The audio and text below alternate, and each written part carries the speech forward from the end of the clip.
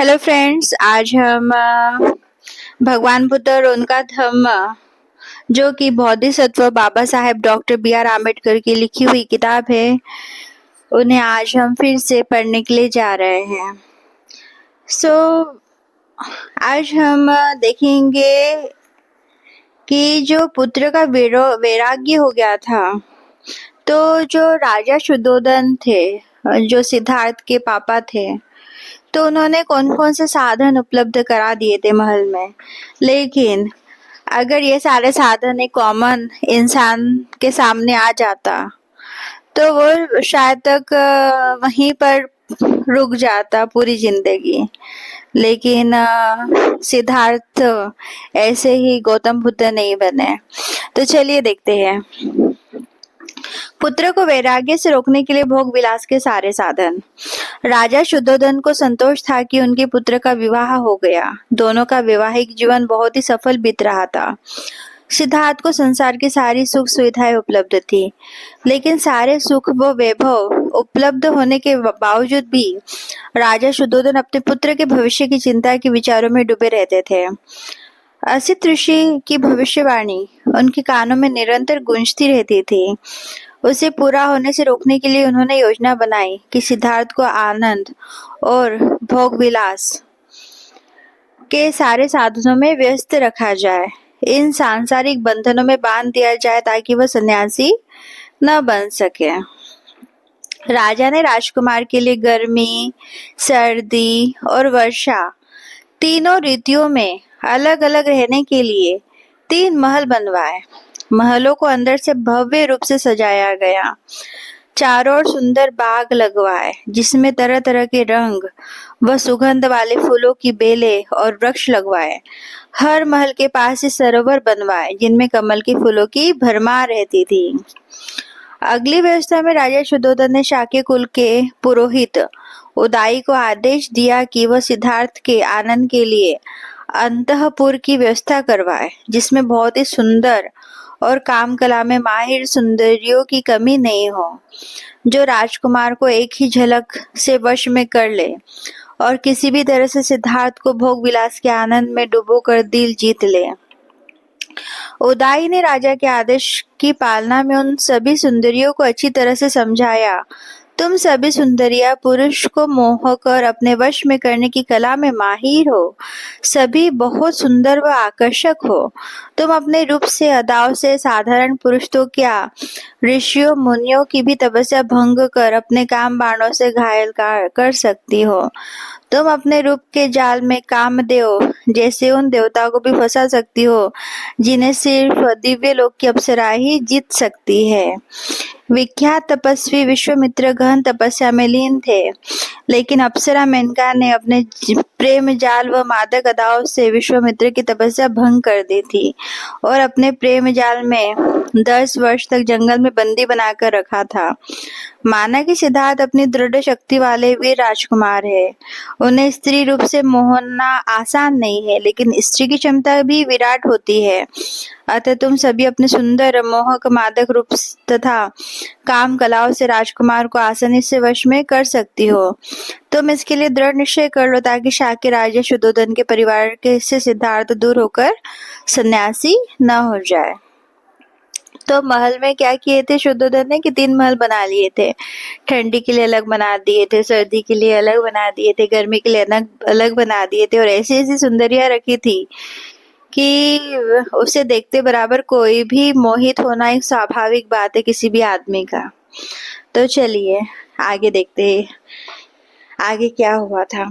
सिद्धार्थ को अपने रूप से वश करने में सुंदरिया भी नाकामयाब, वो भी अनसक्सेसफुल हो गई थी सुंदरिया सिद्धार्थ को अपने रूप से अट्रैक्ट करने के लिए।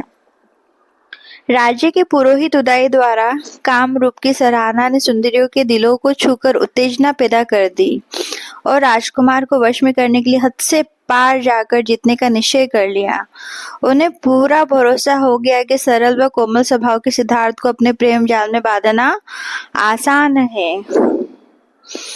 इसमें कुछ भाषा का उपयोग किया हुआ है जो कि बहुत ज़्यादा जो सेंटेंसेस है वो बहुत ज़्यादा उग्र सेंटेंसेस है, जो कि मतलब कि अगर एक कॉमन इंसान ये सब चीज़ें देखता है तो वो शायद ही ये इस जगह से, इस सुंदर जगह से, जो कि एक इंसान को लगता है कि यही सब चीज़ें काम वासना की चीज़ें, काम भोग की चीज़ें, और ये जो चीज़ें हैं टीवी से लेके वॉशिंग मशीन से, एसी से लेके कार से लेके बंगले से लेके जो भी चीज़ें हैं भौतिकवादी चीज़ें हैं, तो इसमें अगर अच्छा मिल जाए तो ये जिंदगी एकदम सफल हो जाए।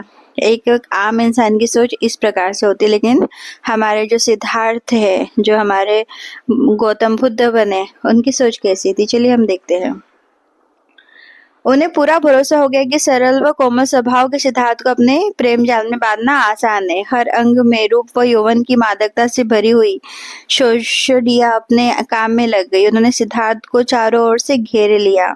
उस समय ऐसा लग रहा था मानो हिमालय की घने सुनसान जगह में हथनियों से हस्तिराज की घिरे हुए हो, मानो सूर्य देवता को रूपवान अप्सराओं ने घेरे लिया हो।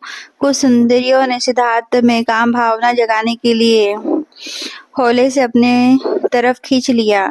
किसी ने माता के अंदाज में जोर से अपने बाहों में भर लिया, फिर अपने कमनीय कंधों पर अपने लता जैसे हाथ उस पर रख दिए।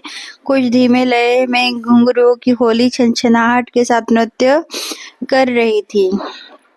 एक भी सुंदरी अपनी कोशिश में कोई कमी नहीं छोड़ रही थी।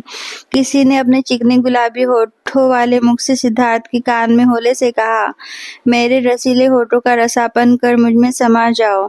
किसी ने अपने अधोवस्त्र और नीचे सरकाकर कोमल अंगों का प्रदर्शन किया, मानो एक नीले अंबर की अप्सरा अपने भीगे हुए झीने वस्त्रों के साथ अपने होठों पर जीभ घुमाती हुई बाहर खड़ी हो गई, जैसे रात में बिजली चमक रही हो।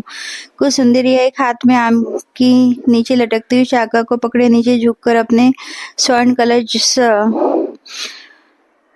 जैसी छाती को दिखा रही थी। इत्र की मदहोश कर देने वाले सुगंध से भीगी हुई सुंदरी ने कुमार से कहा, आओ और इस मदहोशी में मस्त हो जाओ। अपने रूप की यौवन का जादू चलाकर सिद्धार्थ को सम्मोहित करने के लिए सुंदरी हार मानने वाली नहीं थी। किसी ने कुमार को उत्तेजित करने के लिए कामुक गीत के बोल से कहा, कुमार क्यों अपनी जवानी को बर्बाद कर रहे हो, आओ मेरे साथ इसका मजा लूटो। किसी ने कुमार के चेहरे के हाव भाव की नकल की तो किसी ने कुमार के चलने की। एक उभरी हुई सुंदरी जिसके कानों की बाली हवा में झूम रही थी, वह जोर से हंसी और इठलाती हुई बोली, यदि मुझे पकड़ सको तो पकड़ो। कुछ सुंदरियों ने फूलों के हारों की लड़ियों से कुमार को बांधने की कोशिश की और मधुर लेकिन यौवन की चुभने वाली शब्दों से वार किया। इस मृगयनी सुंदरी ने अपनी झील से घेरी आंखों के इशारों से राजकुमार सिद्धार्थ को उत्तेजित करते हुए कहा, स्वामी देखो, इस अम्ब वृक्ष की शाखा पर एक कोयल ऐसे गीत गा रही हो मानो किसी को सोने के पिंजरे में कैद हो। इन वृक्षों लताओं के आपस में लिपटे हुए देखो, मानो कोई पुरुष स्त्री से लिपटा हुआ हो। इन फैले हुए वृक्षों को देखो, मानो जो हमारे सौंदर्य से आकर्षित होकर हमारी ओर बढ़ रहे हैं। इस झील में सुंदर चकवी के पीछे तैरते हुए चकवे को देखो। अपनी प्रेमिका कुमार के पीछे उसका प्रेमी किस तरह अपनी सुध बुध भूल जाता है, मानो वह उसका गुलाम हो। स्त्री की अहमियत समझो, मर्द उसके बिना अधूरा है। अच्छा होता वसंत ऋतु में प्रेम की क्रीड़ाओं में मग्न पक्षियों की तरह आप में भी प्रेम का कुछ अंश होता। इस प्रकार शुरू में राजकुमार का दिल जीत लेने का भरोसा करने वाली सुंदरियों ने हद से पार जाकर भी हर तरह की कोशिशें की, लेकिन सिद्धार्थ पर कोई असर नहीं पड़ा। सिद्धार्थ न तो हंसे और न मुस्कुराए। चारों ओर से सुंदरियों से घिरे होने के बावजूद उनका चित्त स्थिर रहा, संयमित रहा और उनका चित्त अपनी एकाग्रता से जरा भी नहीं डगमगाया। वह तो यही विचार करते रहे कि निश्चय को यह एहसास नहीं है कि जिस रूप व यौवन का जो प्रदर्शन कर रही है वह स्थायी है। ढलती उम्र के साथ यह भी ढल जाएगा और एक दिन नष्ट भी हो जाएगा। संसार में सब अनित्य है, क्षण भंगुर, एक दिन सबको यहाँ से जाना है। इस प्रकार सिद्धार्थ को लुभाकर वश में करने का खेल कई वर्षों तक चलता रहा, लेकिन उन्होंने कोई रुचि नहीं ली। राजा के पुरोहित की सारी योजना नाकामयाब रही, जबकि उन्हें शाक्य राजा में एक प्रमुख मंत्री का दर्जा था। तो ऐसे थे हमारे सिद्धार्थ, ऐसे ही कोई बुद्ध नहीं बन जाता। इतने कोशिशें करने के बाद में इतनी सुंदरियां थी वहां पे महल में, लेकिन सिद्धार्थ न उनको देखकर हंसे न मुस्कुराए। मतलब वो कितने महान, कितने नेक और कितने अच्छे होंगे, ये हम मतलब अंदाजा भी नहीं लगा सकते कि कोई बुद्ध कैसे बन सकता है। प्रधानमंत्री उदाई का कुमार सिद्धार्थ को समझाना। कुल पुरोहित उदाई ने जब यह देख समझ लिया कि सुंदरियों को बताए गए मिशन से सारे प्रयास झोंक देने के बावजूद वे सफल नहीं हो सकी और सिद्धार्थ पर कोई असर नहीं पड़ा, तो स्वयं उदाई ने एक दिन राजकुमार को बहुत धैर्य व गंभीरता से समझाया। राजकुमार, मैं आपका मित्र हूँ। आपके पिताजी ने मुझे आदेश दिया है कि शुभ चिंतक के नाते मैं आपको सही मार्ग पर चलने के लिए प्रेरित करूँ। एक सच्चे मित्र के 3 गुण होते हैं: मित्र को गलत कार्य से बचाना, लाभकारी कार्य के लिए प्रेरित करना और मुश्किल समय में भी साथ नहीं छोड़ना। मैं आपका हर समय से ही चाहता हूँ।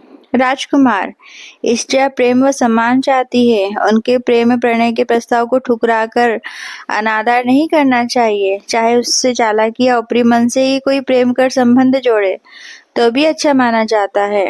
इससे पुरुष का मन प्रसन्न रहता है, वह आनंदित रहता है। प्रेम से स्त्री का दिल जीता जा सकता है, इसलिए उसके प्रेम प्रस्ताव को स्वीकार कर उसका सम्मान करना चाहिए। प्रेम तथा काम के लिए देवता इंद्र ने गौतम ऋषि की पत्नी अहिल्या से प्रेम प्रस्ताव रखा था। अगस्त्य ऋषि ने सोम की पत्नी रोहिणी के साथ भ्रमण किया। औतत्य की पत्नी मरुत की पुत्री ममता के साथ ऋषि बृहस्पति ने संभोग किया, जिससे भारद्वाज का जन्म हुआ। इसी प्रकार पाराशर ऋषि ने यमुना तट पर वरुण पुत्र की पुत्री काली के साथ सहवास किया। वशिष्ठ ऋषि ने अश्वमाला नाम की एक निम्न जाति की स्त्री से सहवास किया, जिससे पिंगलाद नामक पुत्र पैदा हुआ। वृद्ध राजर्षि यताति ने कैथर्त वन में अप्सरा विश्वासी के साथ संभोग किया। यद्यपि कौरव राजा पांडु को यह मालूम था कि पत्नी के साथ सहवास से उसकी मृत्यु हो जाएगी, तो भी उसने माद्री के रूप और गुणों पर मोहित होकर सहवास किया। इसलिए राजकुमार, इतिहास में कई महापुरुष, ऋषि मुनि, राजा, देवता आदि ने भी काम भोग किया है, स्त्रियों के साथ रमण किया है। पुरुष ने स्त्री के सौंदर्य का भोग कर सम्मान किया है। इतनी सच्चाई के बावजूद आप इस युवावस्था में सुंदर, आकर्षक, बलवान व सर्वगुण संपन्न होने के बावजूद स्त्री के सौंदर्य व काम की अपेक्षा कर रहे हैं, कोई रुचि नहीं ले रहे हैं। सारा संसार जिस प्रेम के लिए इतना अधिक आसक्त है, उसके प्रति आपका कोई आकर्षण नहीं है। सिद्धार्थ को संसार के ऐश्वर्य की ओर मोड़ने की सारी योजनाएं असफल। कुमार सिद्धार्थ ने उदाई की सारी बातें गंभीरता से सुनी, फिर चित्त के साथ दृढ़ता से उत्तर दिया। मान्यवर, मैं अच्छी तरह जानता हूँ कि आपका मेरे प्रति स्नेह है और आप मेरा भला ही चाहते हैं। मैं संसार में जीवन के ऐसे विषयों की अवज्ञा या उपेक्षा नहीं करता। मैं यह भी जानता हूँ कि सारा संसार स्त्री की सुंदरता में आसक्त है, लेकिन यह सत्य है कि सारा संसार नाशवान है, अनित्य है, तो स्त्री का सौंदर्य भी स्थायी नहीं है, क्षण भंगुर है। इसलिए मेरा मन उसमें रमण नहीं करता और उनमें सुख नहीं पा सकता। यदि स्त्री की सुंदरता स्थायी भी रहे तो यह कोई भी बुद्धिमान व प्रज्ञावान पुरुष ऐसे विषय की वासना में वशीभूत होकर मौज मस्ती में आनंद मनाने का विचार नहीं करेगा। आपने कहा वह सच भी है कि बड़े बड़े ऋषि, तपस्वी, सम्राट आदि भी विषय वासना के वशीभूत हुए हैं, लेकिन अंत में उनका भी विनाश ही हुआ। अतः जहाँ विनाश है, सांसारिक व्यक्ति या वस्तु से चिपकाव है, आसक्ति है, जहाँ चित्त पर संयम नहीं है, वह वास्तविक महानता नहीं है। आपने कहा कि स्त्रियों के साथ छल चपट और ऊपरी मन से ही सही स्त्रियों से प्रेम करना अच्छा माना जाता है। मैं समझता हूँ कि यह कतई सही नहीं है। यदि स्त्री पुरुष दोनों ओर से सच्चा प्रेम नहीं है तो व्यर्थ है। जो स्त्री पुरुष राग, काम, वासना के वशीभूत होकर प्रेम के नाम पर एक दूसरे को धोखा देते हैं, वो विनाश का ही मार्ग है। इसलिए मुझे भरोसा है कि आप मुझे सद्मार्ग से भटकाकर विषय वासना, भोग तथा अधम आनंद की कुमार्ग पर चलने के लिए नहीं कहेंगे। राजकुमार के दृढ़ निश्चय को जानकारी उदाई कोई उत्तर नहीं दे पाए। उससे अच्छी तरह समझ में आ गया कि सिद्धार्थ में संसार के प्रति राग, मोह व तृष्णा के लिए कोई जगह नहीं है। अब सुंदर स्त्रियां तो क्या, संसार की किसी भी सुख सुविधा का वैभव राजकुमार को वश में कर जीत नहीं सकता। उसने राजा शुद्धोधन को सारी बात विस्तार से बता दी। राजा शुद्धोधन को राजकुमार सिद्धार्थ को संसार के ऐश्वर्य की ओर मोड़ने की सारी योजनाएं असफल होने की बातें उदाई से सुना तो उनकी चिंता और बढ़ गई। उस रात उन्हें पल भर भी नींद नहीं आई। उनकी दशा उस घायल हाथी की तरह हो गई थी जिसका सीना बीन कर हृदय में तीर लगा हो। फिर कई दिनों तक अपने मंत्रियों से विचार विमर्श किया। राजा को अभी भी हल्की आशा थी कि कोई नया उपाय जरूर मिलेगा जिससे राजकुमार को संसार के विषयों के प्रति आकर्षित होकर मन लगाने के लिए प्रेरित किया जा सकेगा। लेकिन हर तरह हर और चर्चा करने के बावजूद भी कोई भी नया तरीका नहीं सूझ पाया। सो फ्रेंड्स, आज के लिए इतना ही। तो हमारे बुद्ध भगवान ऐसे थे, है ना, बहुत अच्छे हैं। सो चलिए उन्हें हम नमन करते हैं और आपका भी दिन शुभ जाए। मिलते हैं हम नेक्स्ट वीडियो में। वीडियोस अच्छे लगते हैं तो लाइक एंड सब्सक्राइब करना मत भूलिएगा। Thank you so much.